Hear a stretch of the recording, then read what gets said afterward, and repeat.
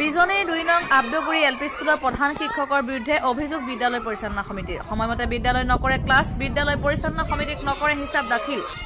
নকৰে সভা আহ্বান উচ্চপদস্থ বিষয়াক কৰিব পাৰে মেনেজ কৰা অভিযোগ উত্থাপন কৰিছে বিদ্যালয় পৰিচালনা সমিতিৰ সভাপতিগৰাকীয়ে চিৰাং জিলাৰ বিজনীৰ বড়োবাজাৰ শিক্ষা খণ্ডৰ অন্তৰ্গত ২ নং আব্দাগুৰি প্ৰাথমিক বিদ্যালয়ৰ প্ৰধান শিক্ষক আব্দুল মামিনৰ বিৰুদ্ধে এই অভিযোগ বিদ্যালয় পৰিচালনা সমিতিৰ সভাপতি নুৰুল হকৰ আনহাতে শাৰীৰিক অসুস্থতা আৰু চৰকাৰী কামত ব্যস্ত থকাৰ বাবেহে ছাৰে ক্লাছ নকৰে বুলি দাবী বিদ্যালয়খনৰ সহকাৰী শিক্ষক নজৰুল ইছলামৰ বিদ্যালয় পৰিচালনা সমিতিৰ সভাপতি নুৰুল হকে কৰা অভিযোগ অনুসৰি বিদ্যালয়খনৰ প্ৰধান শিক্ষক আব্দুল মামিনে সহি কৰিয়ে ওলাই যায় বিদ্যালয়ৰ পৰা ক্লাছ কেতিয়াও নকৰে সময়মতে স্কুলত নাহে আনকি বিদ্যালয়খনলৈ অহা চৰকাৰী অনুদান আন্তঃগাঁথনি আদিৰ নামত অহা টকাৰ কেতিয়াও দাখিল নকৰে হিচাপ তেওঁৰ নামত অভিযোগ কৰিলেও হেনো টকা পইচাৰে কৰিব পাৰে মেনেজ এই অভিযোগ উত্থাপন কৰিছে বিদ্যালয় পৰিচালনা সমিতিৰ সভাপতিগৰাকীয়ে কিন্তু বিদ্যালয় পৰিচালনা সমিতিক নালাগে এনে প্ৰধান শিক্ষক যাৰ বাবে পৰিচালনা সমিতিৰ সভাপতি আৰু সদস্যসকলে প্ৰধান শিক্ষকগৰাকীক বদলি কৰাৰ বাবে চিৰাং জিলা শিক্ষা বিভাগৰ বিষয়ালৈ দাখিল কৰিছে অভিযোগ পত্ৰ এই বিদ্যালয়খন শিক্ষক নজৰুল ইছলামৰ প্ৰতিক্ৰিয়া জানিব বিচৰাত শাৰীৰিক অসুস্থতা আৰু চৰকাৰী কামত ব্যস্ত থকাৰ বাবেহে ছাৰে ক্লাছ নকৰে বুলি মন্তব্য কৰে বিজনীৰ পৰা বৰ্ণালী তালুকদাৰ ৰিপৰ্ট জেবি নিউজ আৰু আমাৰ ক্লাছৰুম যেহেতু কম সেইকাৰণে শিক্ষক ফেন আছে তেখেতৰ ফাণ্ডৰ বিষয়ে মই নাজানো এতিয়া ফাণ্ড থাকিলে হয়তো কিনিল হয় 194 ডাইস্কট হিচাপে আমি 2জন আছে বাকী এজন টিউটৰ আছিলে তেখেতে এলপি স্কুল বেলেগ এটা আছিলে তাৰ পৰা টিউটৰ টিচাৰ যে দিছিলে বেছ স্কুলত জইন কৰিবৰ কাৰণে তেখেত আছে আৰু SMCৰ পৰা আমাৰ বাইদেউ এজন আছে শিক্ষকক সিও কম ক্লাছৰুমো কম আছে এতিয়া নিয়মতে আমি ক শ্ৰেণী ৰাখিব লাগে ক শ্ৰেণী ৰাখিলে আমাৰ আৰু 2টা ৰুম লাগে নহ'লে এতিয়া 1 2 3 4 5 5টা ক্লাছ হয় আমাৰ ক্লাছৰুম আছে 4টা অফিচ ৰুমো নাই আমি আহিয়ে বাৰান্দাত বহিব লাগে তাৰপিছত ক্লাছত সোমাব লাগে বাছ এনেকৈ গুচি যাওঁ এইবিলাক কি প্ৰধান শিক্ষকৰ মই মোটালিতৰ গুৰুত্বহীনতাৰ কাৰণে হৈছে নেকি যে চাৰিওফালে বাউণ্ডাৰী নাই বা গছ নাই বিদ্যালয়খনত বাউণ্ডাৰীটো বিভাগৰ পৰা আপোনাৰ মানে SMC কোনো হিচাপ পাতি দিয়া নাই SMC খুজিলেও তেওঁ মিটিং নিদিয়ে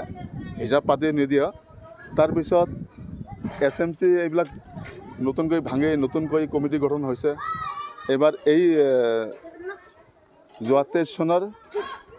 ছেপ্টেম্বৰ অক্টোবৰ মাহত নতুন কমিটি গঠন হৈছে তেতিয়া মই প্ৰেচিডেণ্ট হিচাপে এইখন বিদ্যালয়ত SMCৰ প্ৰেচিডেণ্ট হিচাপে আছোঁ তো মই যিটো মোৰ দিনত দেখা পালোঁ মই আগৰ কমিটিবিলাকৰ অভিযোগ মোক দিছে যে এনেকুৱা ধৰণৰ এনেকুৱা বহুত হিচাপ পাতি খেলি মেলি হৈ আছে এনেকৈ কোনোদিন হিচাপ পাতি নিদিয়ে তাৰোপৰি মই এইবিলাক শুনাৰ পিছত মিটিং দিবলৈ কৈ আছোঁ হিচাপ পাতি ক্ষেত্ৰত মিটিং যদি এবাৰ দিয়ে আৰু নিদিয়ে মিটিঙৰ পক্ষপাতিতাও নহয় কিয় মিটিং দিব লাগে বুলি কয় তাৰপিছত আমাৰ যিজন সহকাৰী শিক্ষক আছে তেওঁলোক এক্টিভ মানুহ হয় তেওঁ সদায় ৰেগুলাৰ ক্লাছত আহে মই দেখা পাইছোঁ বাকী যি শিক্ষক তেওঁলোকৰ ঠিকেই আছে তেওঁলোকে কোৱা মতে তেওঁ ডেইলি আহি কেৱল চহীটো কৰাৰ সময়ত চহীটো কৰে গুচি যায় এই যোন হেডমাষ্টাৰ আব্দুল মমিন এওঁ প্ৰধান শিক্ষক হয়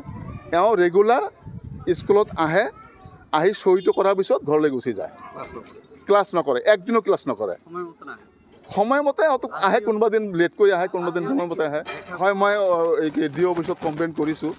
এই সবিশেষ জনাই মই এপ্লিকেশ্যন দিছিলোঁ ৰেকৰ্ডটো মোৰ লগত আছে যোৱাকালি কথা যোৱাকালি 8:30মান বজাত 7টা বজাত বিদ্যালয় আৰম্ভ হয় তেওঁ 8:30 বজাত মোক ফোন কৰিছে কিবা এটা ফৰ্মত চহী কৰিব লাগে বুলি মই লগ কৰিলোঁ ক'ত যাব বোলে মই অফিচত যাম যে আজিকালি মই ক'লোঁ যে আজিকালিতো 11টা 11:30 স্কুল ছুটি হয় ছুটিৰ পিছত অফিচিয়েল কামবিলাক কৰাই যায় ইমান ৰাতিপুৱা কিয় স্কুল এৰি ওলাইছে তেওঁ মাত বোলে একো কোৱা নাই আৰু কি কয় যাব লাগে মই ওলাইছোঁ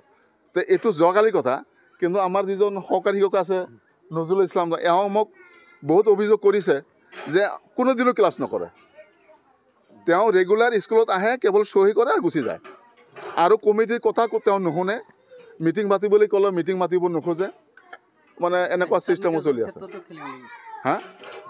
হিচাপ যিটো নিদিয়ে মুঠেই হিচাপ দিয়া নাই আজিলৈকে তেওঁ এইবিলাক মানে কেয়াৰ নকৰে এইবিলাক মানে যত্ন কৰাৰ চেষ্টা তেওঁৰ ক্লাছত মনোযোগ নাই এটা শৈক্ষিক পৰিৱেশ যে অটুট ৰাখিব লাগে এইটো তেওঁৰ নাই আৰু তেওঁ কয় কি যে যদি কিবা কোনোবাই অভিযোগ কৰিলে অফিচত টকা পইচা দি মেনেজ কৰিম না এইবিলাক কথা কৈ ফুৰে আৰু 2 নং হেডমাষ্টাৰজন কয় আব্দুল মোমেন 2 নং আব্দুলত কোন আছে মোক এনেকৈ ইয়াৰ পৰা ট্ৰেন্সফাৰ কৰা মোক মানে ইয়াৰ পৰা হিচাপ লোৱাৰ মোক ইয়াত কোন আছে এনেকুৱা চেলেঞ্জ কৰাৰ কথাই এইজন প্ৰধান শিক্ষক আব্দুল মোমিন চাহাবে কয় শিক্ষক এওঁ নিয়াৰ 70,000 দৰমহা পায়